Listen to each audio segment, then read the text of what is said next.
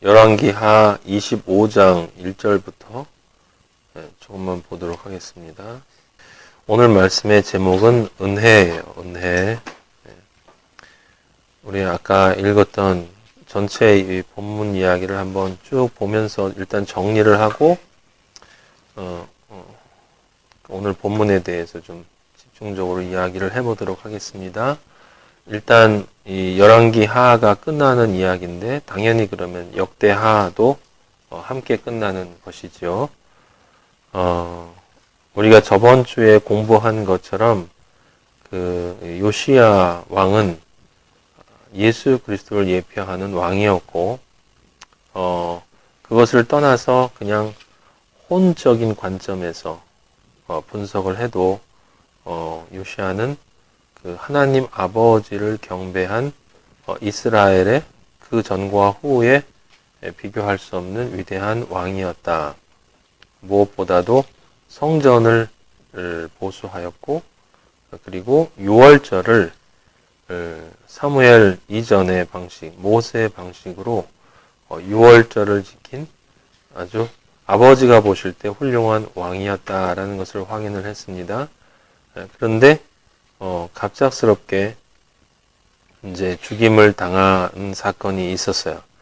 그 사건이 영적으로 어떤 의미를 가지고 있는지는 여러분에게 자세하게 설명을 드렸습니다.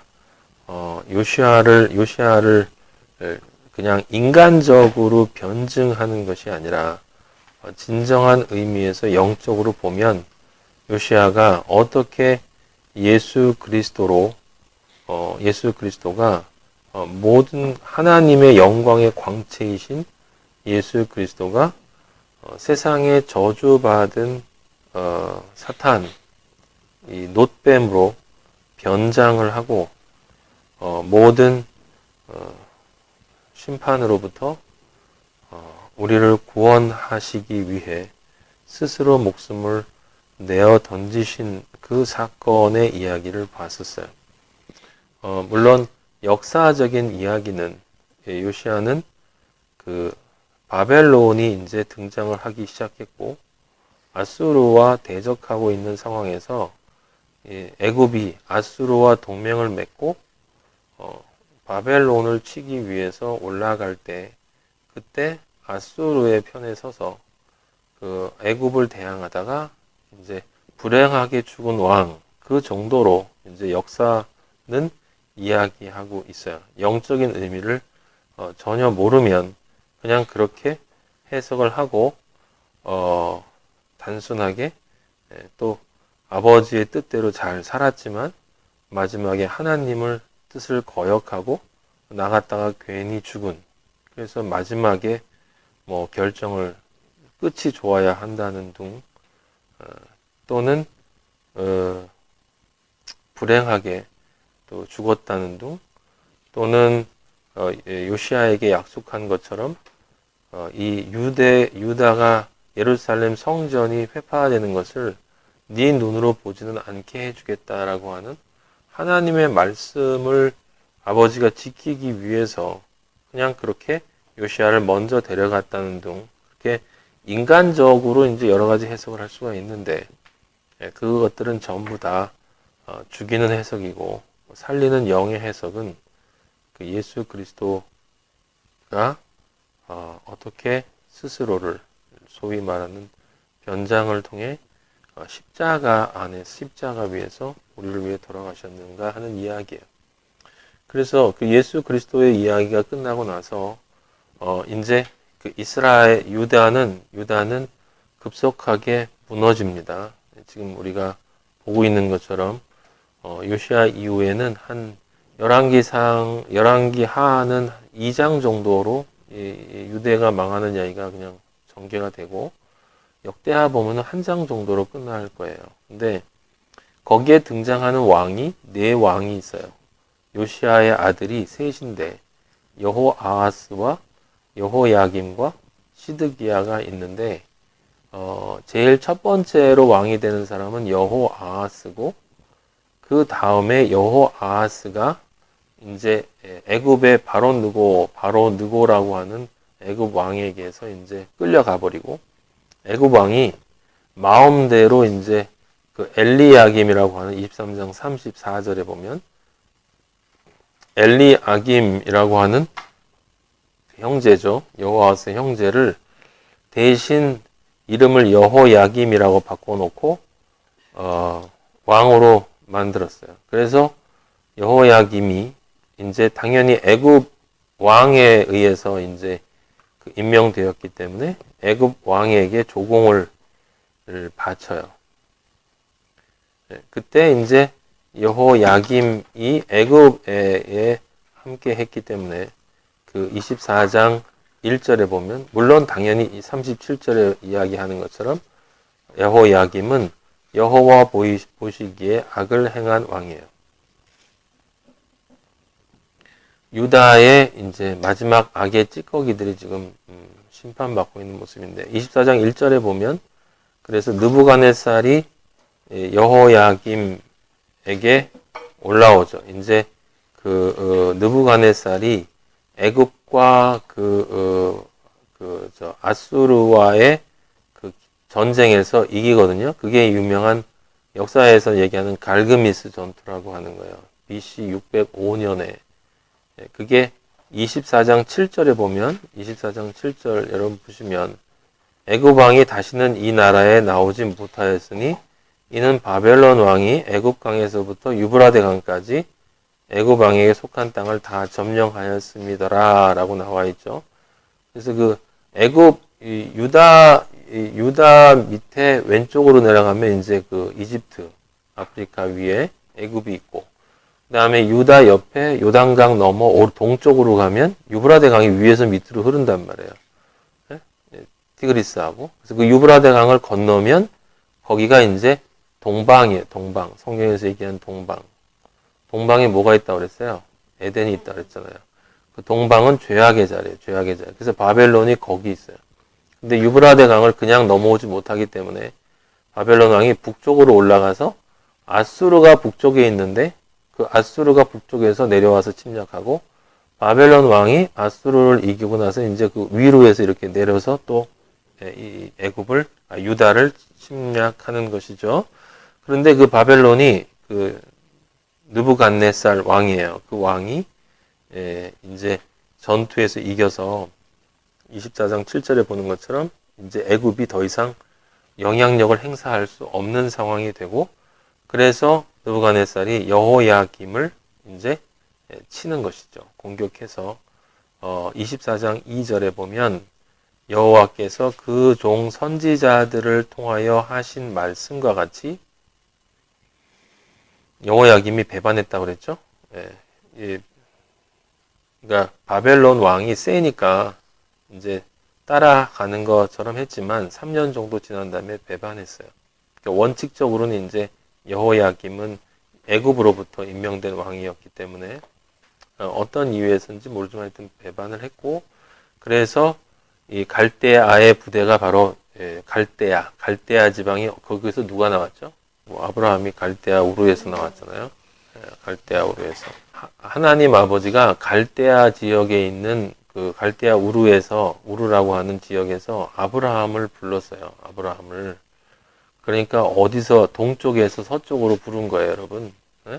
네. 실제로는 바벨론 사람이나 그런 거 보면은 아브라함이나 같은 동족인 것이고, 그러니까 원래 같은 형제들이나 마찬가지인 거죠. 근데 어쨌든 역사적으로 이렇게 나뉘어졌고, 갈대아의 부대가 바로 이 바벨론이고, 그게 이제 다른 부대들하고 연합해서 올라왔어요. 그래서 유다를 쳐 멸하려 했다라고 하는 말이 나오는데, 이 부분 이야기가 역대하에서는 36장 6절, 바벨론 왕 느부갓네살이 올라와서 그를 치고 여호야김을 친 거죠.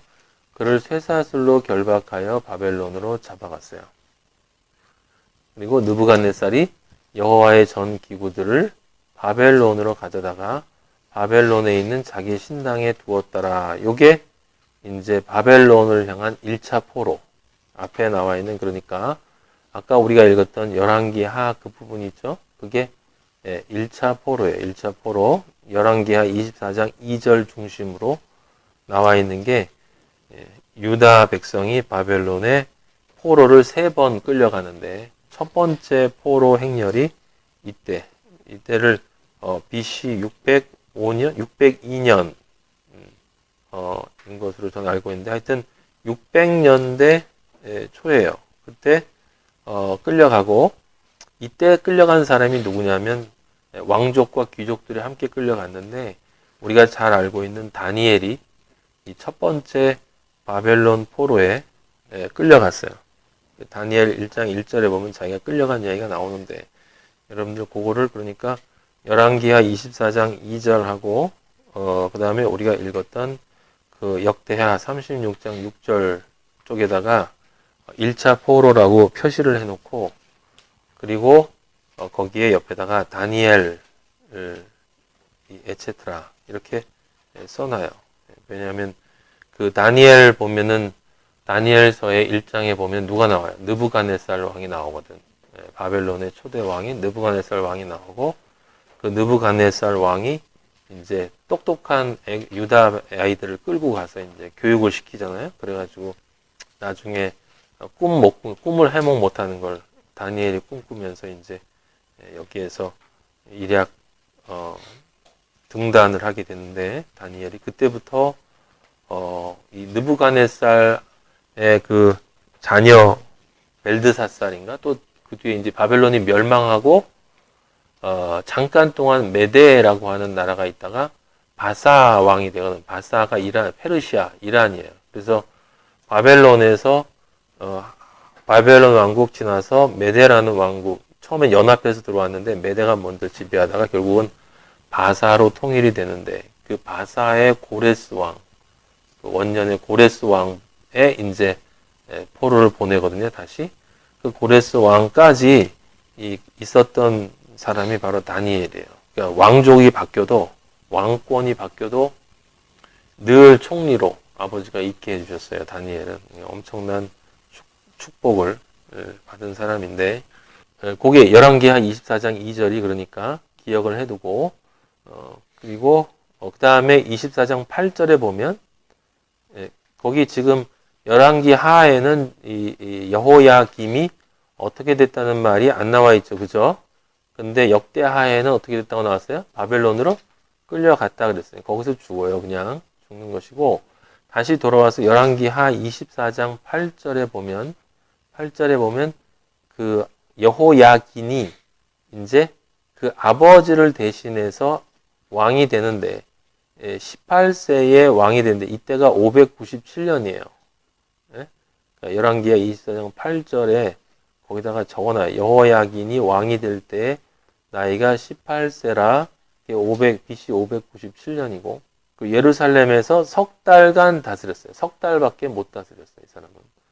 어머니 이름은 느후스다요. 예루살렘 엘라나의 딸이더라. 이 사람도 마찬가지로 3개월밖에 안 됐지만 악을 행했다라고 나오죠. 그러니까 이런 단어는 이제 석 달이 중요한 게 아니라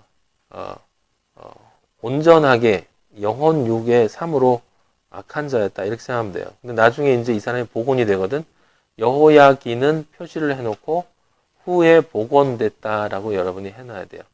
그 여호야김하고 그 위에 아버지 여호야김, 그 다음에 여호야김의 형제인 여호아스하고 이 뒤에 나오는 시드기야는 그냥 다 비참하게 죽는데 이 여호야긴만 복권돼요. 복권. 그래서 여호야긴은 표시를 해놔야 되고 그런데 마태복음에는 여호야긴이라는 이름이 뒤에 나와요. 그래서 그러니까 복권됐다라고 하는 말은 굉장히 중요한 것이 그 바벨론으로 포로로 잡혀갈 때 요시야가 여고냐와 여호야긴이라는 이름을 여고냐로 나오거든. 여고냐와 그의 형제들이라고 나온단 말이에요. 그래서 그때 아버지라는 말을 안 쓰고 그냥 형제들이라고 그래요. 같은 이스라엘 백성이다라는 차원으로 이야기를 한 거겠지. 그래서 형제들을 낳았다라고 하고 그 다음에 바벨론으로 잡혀간 후에 이 여고냐, 여호야긴이 누굴 낳아? 스알디엘을 낳아요. 스알디엘. 그리고 그 스알디엘이 누굴 낳아? 아주 중요한 수룹바벨을 낳는 거야. 수룹바벨. 그 수룹바벨이라는 이름은 절대로 잊어버리면 안 돼요. 그 수룹바벨이 그러니까 유다의 왕통이다라고 하는 걸 여러분들이 기억을 해야 되고, 뒤에 에스라서나 이렇게 보면 총독이라고 나오는데 유다 총독. 사실은 이제 유다 총독으로 임명된 것이지만 실제로는 다윗 같은 왕통이다라는 걸 여러분들이 이 수룹바벨에 있어서는 기억을 해야 돼요. 그러니까 거기 지금 1차 포로 끝나고 나서 여호야긴이 다스렸는데 똑같이 악을 범하거든요.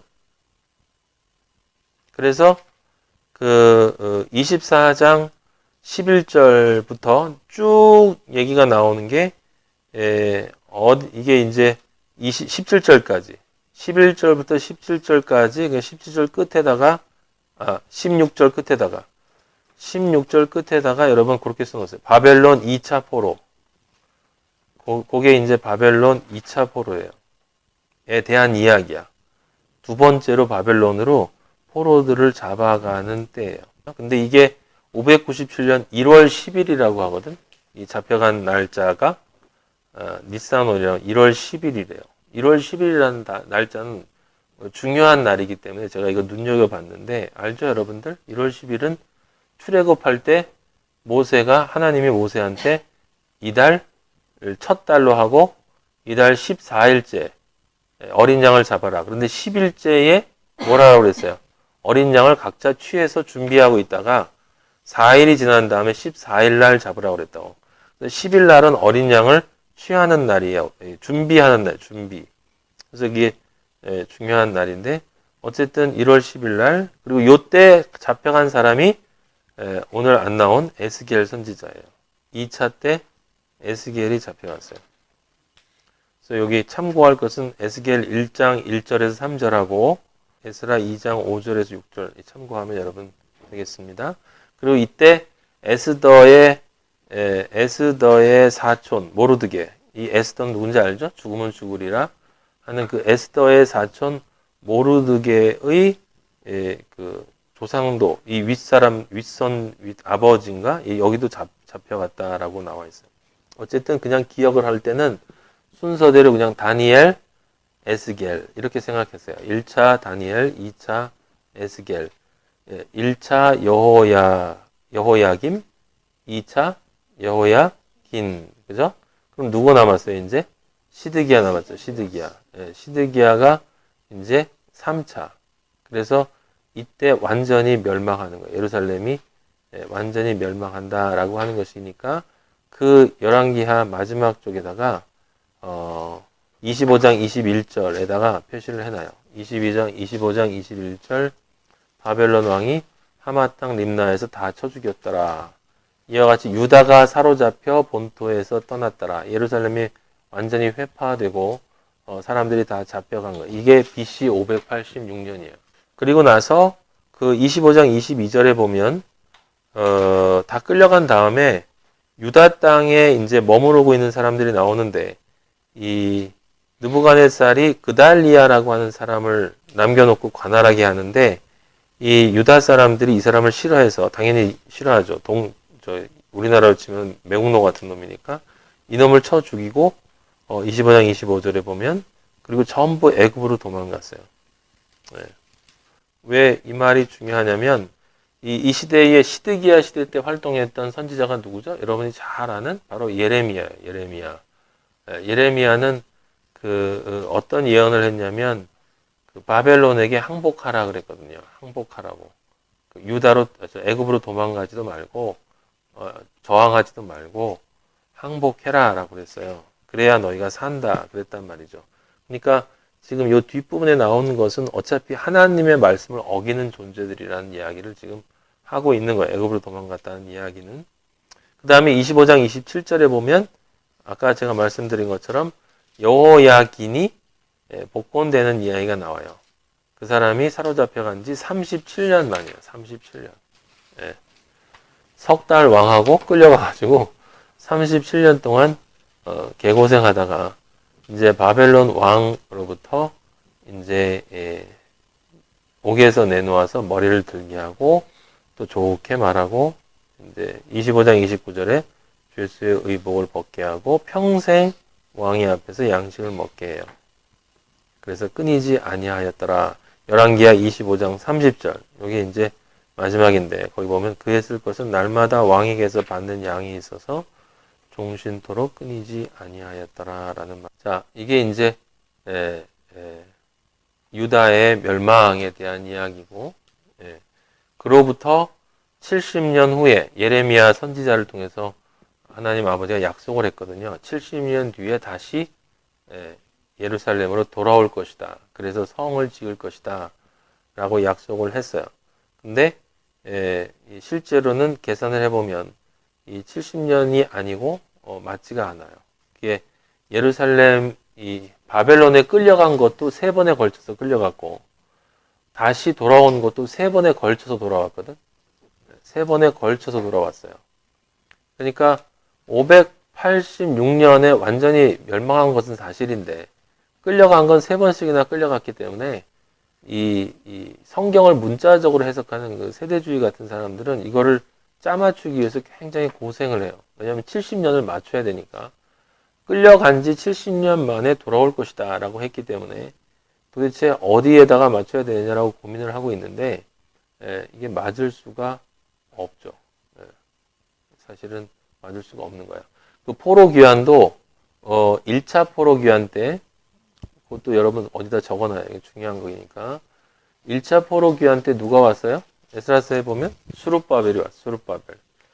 수룹바벨이 왔어요. 여호수아하고. 이때 여호수아는 옛날 여호수아가 아니고 수룹바벨이 왔어요. 1차 포로귀환은 수룹바벨이고 그때 이제 수룹바벨의 이 성전이 재건되는데 그 성전 재건되는 것이 사탄의 공격에 의해서 사마리아 사람들 공격에 의해서 중단되어졌을 때 그때 이제 우리가 전에 잠깐 봤던 학개와 스가랴 선지자가 나타나요. 학개와 스가랴 선지자가 나타나서 성전 재건을 독촉하고 독려하고 그래서 성전이 완공돼요. 그리고 그 뒤에 이제 에스더 이야기가 연결이 되는데 역사적으로 보면 그렇게 1차 포로 귀환은 538년이에요. 538년. 그러면 완전히 끌려간 해는 586년인데 538년이면 70년이 아니죠. 70년이 딱 맞는 시기는 516년인데 뭐 전혀 중요한 건 아니지만 그래도 여러분 나중에 이 인터넷 뒤져서 그 연도 같은 것들은 참고로 좀 알아놔요. 전체적인 흐름을 알기 위해서. 그 고레스라고 하는 페르시아의 왕이 칙령을 내려서 538년에 이제 돌아오게 되고 그때 1차 포로로 귀환이 스룹바벨이고 2차 포로 귀환은 458년 한참 뒤죠. 2차 포로 귀환은 458년이니까 한참 뒤인데 그때 에스라가 인도해서 돌아와요. 에스라는 율법학자예요. 율법학자. 그리고 3차 포로 귀환은 느헤미야. 그러니까 1차 포로는 538년 귀환했고 스룹바벨. 2차 포로 귀환은 458년 에스라. 3차 포로 귀환은 이제 마지막에 444년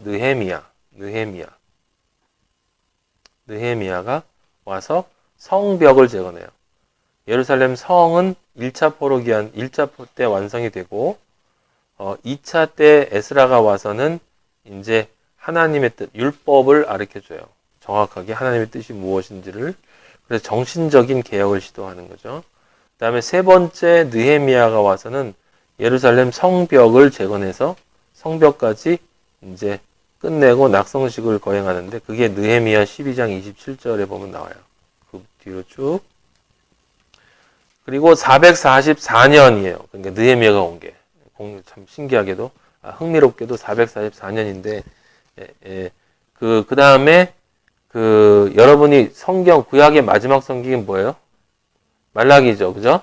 말라기. 444년 뒤에 약 10년 정도, 9년 정도 지나서 435년, BC 435년 정도 지나가면서 이스라엘이 원래 모습으로 다시 돌아가서 이 말라기 선지자가 이제 거기 하나님의 율법을 버린 이 백성을 유다 백성을 비판하고 그리고 아버지가 다시 이것을 회복하시다 심판이 있을 것이다 라고 하는 이야기를 해요. 그래서 말라기가 435년에서 약 10년 정도 사역을 하고, 그 다음에 435년 10년 정도 사역을 하고, 몇 년이 지나간다고요?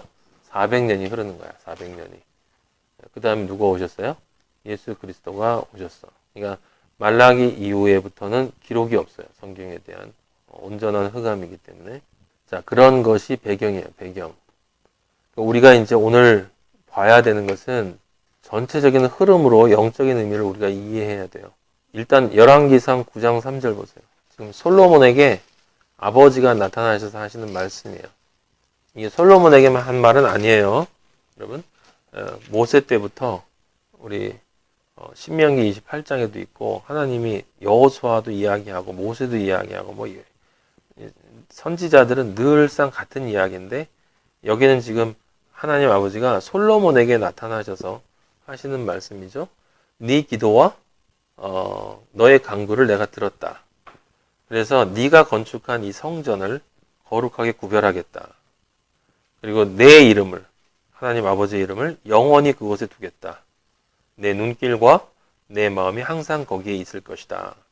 지금 솔로몬에게 하시는 말씀이에요. 솔로몬 성전에 솔로몬에게 솔로몬 성전과 관련해서. 그래서 네가 만일 다윗처럼 온전하게 바르게 내 앞에서 행하면, 그리고 나의 명령에 순종하고 법도와 율례를 지키면, 5절 이스라엘 왕위에 오를 사람이 내게서 끊어지지 아니하리라. 한 대로 내 이스라엘의 왕위를 영원히 견고하게 하려니와. 6절 너나 너희 자손이 돌아서서 나를 따르지 아니하고 그 다음에 계명과 법들을 지키지 아니하고 따르지 아니하고 지키지 아니하고 가서 다른 신을 섬겨 그것을 경배하면. 제일 먼저 중요한 건 이제 따르지 않는 거예요. 그죠? 뜻을 어기는 것이죠. 영의 문제가 늘 먼저 와요. 아버지의 뜻을 따르지 않고 세상 사탄의 뜻을 따르게 되면 당연히 계명과 법도를 지키지 않는 그런 행위가 나오고, 그 다음에 그 마음이 다른 신을 경배할 수밖에 없는 거예요. 영혼육이 깨끗하게 아버지를 떠나게 된다라고 하는 것이고, 그렇게 되면 9장 7절에 내가 이스라엘을 끊어버릴 거다. 그리고 내가 거룩하게 구별한 이 성전도 던져버릴 거야. 그때 이스라엘은 모든 민족으로부터 속담거리나 이야기거리, 비웃음거리가 된다는 이야기죠. 그래서 놀람의 비웃에 이르되 8절 왜 이렇게 됐느냐라고 얘기할 것이고, 9장 9절에 그들의 하나님 여호와를 버리고 다른 신을 따라가서 경비하여 섬겼다. 그래서 재앙이 그들에게 내렸다 하리라. 지금 이게 하나님 아버지가 솔로몬 왕에게 하신 말씀이시고, 그리고 이스라엘 민족이 솔로몬 이후에 둘로 나뉘어서 남유다와 북이스라엘로 나뉘었는데, 아버지가 말씀하신 9장 6절의 말씀 그대로 갔어요. 여로보암은 온전하게 그 길을 따라갔고, 여로보암의 길. 그리고 남유다는 그 길을 따르지 않는 왕들이 많이 있었지만 마지막에 결국은 그 길을 따라갔고, 그래서 여기 아버지께서 말씀하신 대로 아버지가 주신 그 땅에서 끊어버림을 당하게 됐고, 모두 다 쇠사슬에 질질질 끌려서 주변 나라로부터 비웃음 받는 민족이 되고 되었다라고 하는 것이죠. 그래서 그 말이 그대로 이루어진 거예요. 그 이루어지는 그 마지막 부분을 담당한 왕들이 그 네 왕이다. 오늘 마지막 왕들. 그래서 이스라엘이 결국 하나님이 말씀하신 대로 끊어지는 사건을 나타내고 있다. 그러면 지금 다시 한번 앞에서 돌아가 보면 이게 무슨 이야기인가를 여러분들이 기억을 해야 되는 거예요. 솔로몬 왕에게 나타났다라는 사실이 중요하고, 그리고 아버지가 하신 말씀에 육적 의미를 이해하는 게 아니라 영적 의미를 이해해야 되는 거예요. 여기 열왕기상 9장 3절에서 9장 9절까지의 말씀은 늘 가언 명법으로 되어 있어요. 이제 좀 어려운 말로 얘기하면 이렇게 하면 이렇게 된다. 저렇게 하면 저렇게 된다. 그렇게 성경은 늘 표현하고 있기 때문에 이스라엘 민족이 아버지를 잘 따르면 복을 받고 잘 따르지 않으면 아버지가 진노해서 이스라엘을 멸해버릴 것이다 라는 것으로 유괴 성경을 읽는 사람들은 다 해석을 그렇게 해요. 그건 성경과 전혀 관계가 없는 해석이에요. 그 어떤 의미에서는 그 비유로 들어놓은 이 글을 읽고 거기에 빠져버리도록 남겨놓은 거죠. 왜 그렇게 해석을 하냐면 그런 마음이 그들 안에 있기 때문에 그런 거예요. 네. 성경은 기본적으로 이제 두 가지 의미가 있는데 하나는 아버지는 늘 이렇게 하면 내가 이렇게 하겠다는 말이 아니에요. 그건 뭐냐면 이렇게 하면 이렇게 될 수밖에 없다 하는 거예요. 그러니까 사실 관계를, 사실 논리를 이야기하시는 것이죠. 사실 논리. 아버지를 따르면 그러면 당연히 이렇게 될 수밖에 없다 하는 말이고, 아버지를 따르지 아니하면 너의 영혼육이 아버지를 따르면 이렇게 될 수밖에 없는 거고, 아버지를 따르지 아니하면 이렇게 될 수밖에 없다. 그게 사실이야. 사실. 네가 불을 만지면 탈 수밖에 없는 거고 불을 안 만지면 손이 되지 않는 거야와 같은 논리예요. 아버지가 주는 음식을 먹으면 건강하게 자랄 거고 아버지가 주지 않는 음식들을 길거리에서 아무거나 주워서 먹으면 배탈이 나고 심지어 넌 죽을 수 있다라고 하는 이야기예요. 지금. 네. 그게 첫 번째 의미예요. 영적인 의미의 첫 번째 의미고 두 번째는 이런 생각을 해야 되는 거예요, 여러분. 아버지가 이걸 먹지 마, 저거 하지 마, 그럼 넘어져서 다쳐 라고 할 때 그럼 그 말을 듣고 안 할 아들이 있냐 이 말이죠. 그런 아들은 없다는 거야. 모든 인간은 원래 패역해. 모든 인간은 원래 자기 멋대로예요. 그게 시작이야. 그래서 배우는 거야. 그런데 배움에는 두 종류가 있죠. 순종해서 고통 없는 배움이 있고 불순종해서 고통 있는 배움이 있어요. 고통 있는 배움으로 가다가 그 고통 있는 배움의 한계에 머무르면 그게 나중에 고통 없는 구원으로 성장하는 것이고 한계를 넘어서면 아들에게서 아들로서의 자격이 끊어져 버리는 거예요. 결국은 호적에서 파버리는 거예요. 그래서 이스라엘 민족은 지금 둘로 갈라졌는데 그 둘로 갈라진 이야기가 신약에는 아주 널려 있어요. 널려 있어. 집에서 아버지를 따른다고 한 맏아들과 그리고 따르지 않고 돼지 우리의 세상. 돼지 우리의 세상이란 늘 자기가 하던 짓 그대로 다시 계속하는 놈들을 개와 돼지라고 부른 거고, 그래서 그런 세상, 사람들은 늘 했던 일을 또 하고 또 하고 또 하고. 여기 지금 우리가 이스라엘과 유다 민족을 보면서 계속 공통적으로 관찰하는 것은 잘못한 것을 알고 회개를 했다고 하는데 하지만 또 다시 그런 잘못을 범하고 있는 것을 계속 보고 있어요. 그건 우리의 삶이 실제로 우리 자신에게도 또 증명하는 것이니까.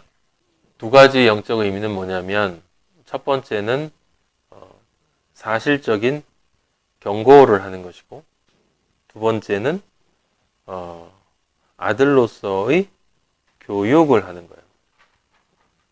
이 두 가지가 우리가 이스라엘 역사를 공부하면서 늘 나오는 이야기는 바로 이 두 가지라고 하는 사실을 여러분들이 기억하셔야 되겠어요. 그래서 두 아들이 있어요. 두 아들이 있는데 마지막에 어떻게 결정 나는가라는 것을 보면 둘 다 솔로몬 왕으로부터 시작이 되었다라고 하는 거죠. 솔로몬 왕으로부터 시작이 된 거예요.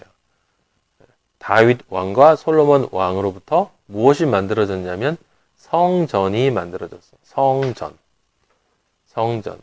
그래서 그 성전이 두 개가 있는데 그 성전이 두 개가 있는 거죠. 무슨 얘기냐면 솔로몬 왕 이후에 르호보암과 여로보암이라고 하는 두 왕으로 남과 북으로 갈라졌으니까 실제로 그 성전이 둘로 갈라진 것이고 두 종류의 성전이 된 거예요. 그 두 성전이 이제 온전한 성전인가, 지금 아버지가 말씀하시는 바로 그 이야기를 하는 건데 거룩한 성전으로 완성되어져 가느냐 아니면 실제 성전이 아닌 강도의 굴혈이었음이 증명되느냐라고 하는 역사가 이스라엘의 전체의 역사고, 북이스라엘은 결론이 뭐가 난 거냐면 성전이 강도의 굴혈이 된 거예요. 강도의 굴혈. 강도의 굴혈이 됐다 함은 그 이스라엘 민족이 그 길을 선택하고 돌아오지 않았다라는 것을 뜻해요. 돌아오지 않았다. 근데 그게 이스라엘 민족에서 보는 것처럼 전체 이야기는 그냥 간단해. 아버지를 다른 신을 섬긴 거예요. 그러니까 영적인 그 선택이 아버지가 아닌 다른 신을 선택한 그 선택이 혼과 육을 지배해서 결국은 영혼 육으로 지어져야 할 성전이 하나님의 성전이 아니라 그 사탄의 성전으로 지어지는 것이다. 그 사탄의 성전으로 지어지는 그 모습은 우리가 생각하는 것처럼 늘 여기 나오는 것대로 무슨 굉장히 그 주술적이고 무당적이고 금송아지 이런 것을 섬기는 것이 아니라 신약에서 우리가 볼 때 어떤 모습으로 나타났었냐면 그 집에서 아무 문제도 일으키지 않고 아버지의 말씀을 잘 순종한 것처럼 보이는 맏형의 모습으로 나타날 수도 있다라고 하는 것을 여러분들이 잊어버리면 절대로 안 돼요. 그 맏형은 끝까지 아버지의 말씀에 잘 순종한 것처럼 보였는데 마지막에 가서 아들이 아님이 드러났어요. 아들이 아님이 드러났다라는 것은 아버지의 뜻을 전혀 이해하지 못하고 자신의 뜻으로 아버지를 해석했다. 그리고 자신이 원하는 방식으로 아버지가 움직이기를 원했고 그러지 않았을 때 불평불만을 하고 아버지의 권위를 부정하는 존재로 끝나버렸다라고 하는 거예요. 탕자의 비유에는 그 아들이 회개했다는 이야기도 없고 그리고 잘못했다고 사과하는 이야기도 없고 그래서 아버지가 반지를 새로 끼워줬다라고 하는 신발을 새로 신겼다라는 말이 없어요. 둘째 아들만 신겨주고 했다라고 하는 거죠. 또 다른 비유를 우리가 알고 있죠. 그건 뭐냐면 두 아들이 있는데 한 아들에게 포도원에 가서 일을 하라고 하니 한 아들은 하겠다고 하고 안 가고 다른 아들은 안 가겠다고 했다가 후회하고 회개하고 갔다. 누가 아버지의 뜻을 지킨 자냐? 그게 둘째 아들이다. 그리고 우리가 아는 것처럼 다섯의 처녀와 다섯의 처녀 그리고 쭉정이와 가라지와 알곡의 비유 그 모든 것들이 지금 여러분 바로 이 이스라엘과 유다의 이야기다라는 것을 여러분들이 잊어버리면 그걸 간파하지 못하면 이 구약에 있어서의 영적인 의미를 전혀 이해하지 못하는 거예요. 그러니까 이 복잡한 역사 속에 파묻혀서 안 지켰구나. 악한 왕이었구나. 심판받았네. 또 악한 왕이네. 또 심판받네. 다 뺏기네. 질질 끌려가네. 눈 뽑히고 결국은 거기서 죽네. 근데 운이 좋아서 한 놈은 복권되네. 그래서 끝났네. 그러니까 거기서 끝낼 수 있는 말은 우리 아버지 말씀 잘 들읍시다. 교회를 아버지 말씀을 잘 듣는 건 교회를 열심히 하는 것으로 얘기를 할 테니까 당연히 아니면 조금 수준 높은 사람들은 가서 전도하자고 하고 이 땅에 불쌍한 사람들 돌봐줘야 한다고 하고 그런 이야기들을 하는 것으로 이거를 그냥 끝낼 수밖에 없는 그렇게 유치한 방식으로 이해할 수밖에 없다. 오늘 이 말씀의 제목이 은혜라는 사실을 여러분들이 기억하셔야 돼요. 아버지가 이 말씀을 저에게 주시면서 제가 아버지에게 기도하고 이 말씀이 도대체 어떻게 아버지 온전하게 이해가 되어야 되겠습니까? 라는 말씀을 아버지한테 질문했을 때 아버지가 딱 한 단어를 주셨어요. 은혜. 은혜. 우리 다섯의 처녀와 다섯의 처녀를 이야기했었어요. 그때 기름을 준비한 처녀들은 이가 있었고 기름을 준비하지 않은 처녀가 있었는데 아버지는 그걸 깨어있다라고 얘기했죠. 깨어있는 처녀와 깨어있지 않은 처녀로 얘기했던 거 기억하게 마태복음에서. 그런데 거기 보면 둘 다 졸았다라고 이야기가 되어 있어요. 둘 다 졸았다라고 이야기하는 거죠. 사람들은 보통 그 둘 다 졸았다면 그냥 잤다고 생각하는 거예요. 잤다고. 근데 둘 다 졸았다란 이야기가 똑같이 졸았다라는 것으로 이해하면 곤란한 거야.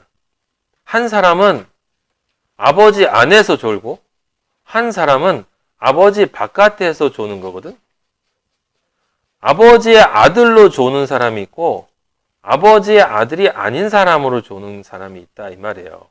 거기 그 비유를 얘기하면서 둘 다 졸았는데 아버지가 다섯의 처녀를 데려갔다. 그래서 그 조는 것과는 별 관계가 없는 것처럼 이야기하지만 아니에요. 졸음도 두 종류가 있는 거야. 아버지 아들로 조는 사람이 있고 아버지의 아들이 아닌 사탄의 아들로 졸아요. 세상 사람이나 기독교인이나 그리스도인이나 다 조는 모습으로 보이지만 어떤 존재로 조느냐라고 하는 것이 중요한 차이를 만든다라고 하는 것이고 바로 그것이 오늘 아버지가 주시는 말씀이야. 거기에 우리가 깨어있으라 라고 하는 이야기를 들었죠. 깨어있으라. 그래서 사람들은 깨어있기 위해서 노력해요. 깨어있기 위해서. 징조를 봐야 된다고 이야기하고 신앙을 지키고 있어야 된다라고 이야기하고 다 그렇게 이야기를 해요. 그런데 둘 다 졸았다 그랬어. 둘 다 졸았다라고 이야기를 합니다. 그 둘 다 졸았다라고 이야기하는 것은 아버지의 아들인 그 존재도 온전하게 아버지가 원하는 그리스도인의 모습으로 온전하게 존재하기 어렵다라는 뜻이에요. 그런데 기름을 준비하고 있었어. 그건 무슨 뜻이야? 하지만 아버지의 아들이었다는 뜻이에요. 그렇기 때문에 아버지가 어떻게 하신다는 거지? 걔는 깨워주신다는 거예요. 우리가 깨어있는다고 생각하죠, 여러분들. 내가 신앙적으로 좀 훌륭해져서 깨어있어야 된다라고 생각하죠. 실제로 내가 그렇게 있을 거라고 생각하죠. 아니요. 우리는 깨어있을 수 없어. 어떤 그리스도인도 깨어있을 수 없어요. 그래서 항상 우리에게 문제가 되는 건 교만이야, 교만. 조금만 올라가면 얼마나 그걸 포장을 하고 진짜 깨어있는 사람처럼 이렇게 의시되는지 아버지가 깨워주시는 거예요. 왜? 아들이기 때문에. 아들이기 때문에. 이스라엘의 차원에서 그 이스라엘이 누구예요? 지금 여기 솔로몬 왕의 이야기가 먼저 나오는 건 이스라엘에 대한 이야기이기 때문에 그래. 이스라엘이라고 하는 그 존재. 나, 그리스도인, 그리고 기독교인, 나, 신앙인. 제가 여러분들한테 늘 말씀드리죠. 나하고 관계없는 성경은 죽은 성경이야. 나하고 연결될 수 없는 성경은 그건 읽으나 마나한 성경이에요. 이스라엘의 역사를 내가 공부한다고? 그거는 성경이 아니야. 그냥 책이지. 지금 아버지는 내 얘기를 해주시는 거예요. 여러분 이야기를 해주시는 거죠. 솔로몬에게 하시는 이야기가 바로 그 얘기예요. 아까 우리 열왕기상 9장 3절에 이야기한 것처럼 우리에게 우리가 아버지의 아들이 되었고 아버지의 아들이 된 것이 너무 기쁘고 행복합니다, 아버지. 나의 믿음 안에서 이미 나는 아버지를 바라는 그 마음으로 내 안에 성전을 지었습니다. 내 안에 아버지밖에 없어요. 처음 아버지를 믿고 세상으로부터 분리되어져서 아버지의 은혜를 깨닫는 모든 사람은 저도 마찬가지고 그 아버지가 내 안에 계시다는 것을 알기 때문에 그 기쁨으로 찬양을 할 수밖에 없는 거예요. 그게 바로 아버지에게 드리는 기도와 간구예요. 그리고 그 성전이 아버지가 예수 그리스도가 내 안에 계시다고 고백하죠. 예수 그리스도가 누구예요? 성전이야. 열왕기상 9장 3절에서 솔로몬 왕에게 이야기한 얘기가 바로 그 얘기가 저의 이야기죠. 아들아, 네가 나를 만나 네 안에 예수 그리스도가 있는 그것 때문에 그렇게 기쁘고 즐거워하는 것을 내가 들었다.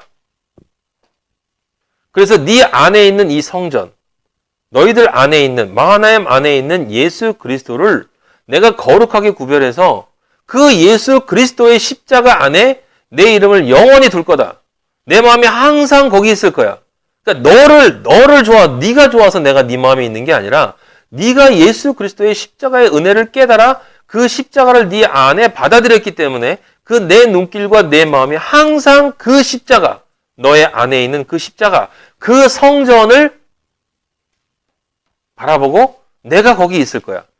그래서 네가 만일 모든 그리스도인과 마찬가지, 예수 그리스도와 마찬가지로 마음을 온전히, 다윗의 행함 같이 예수 그리스도와 마찬가지로 네 마음을 온전히 하고 바르게 하고 네 앞에서 행하며 내가 내게 명령한 대로 온갖 일에 순종하여 내로 내 법도와 율례를 지키면 온전히 그리스도의 십자가 안에서 너의 영과 혼과 육이 내 영, 혼, 육을 내 마음과 뜻과 목숨을 다해 나를 사랑한다면 내가 너의 아버지 다윗에게 예수 그리스도에게 이야기한 것처럼 네 안에 왕 같은 제사장으로서의 그 존재의 정체성이 결코 사라지지 않을 것이다. 왜? 너는 그 상태에선 이미 예수 그리스도가 되었다는 것을 나타내기 때문에. 하지만 만일 네가 돌아서서 나를 따르지 않고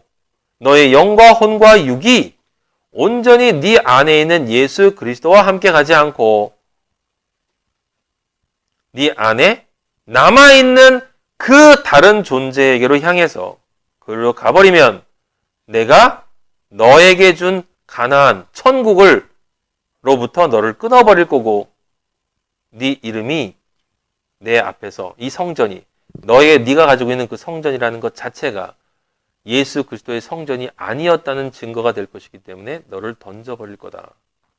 그리고 너는 모든 민족 가운데 웃음거리가 될 것이다 라고 하는 거죠.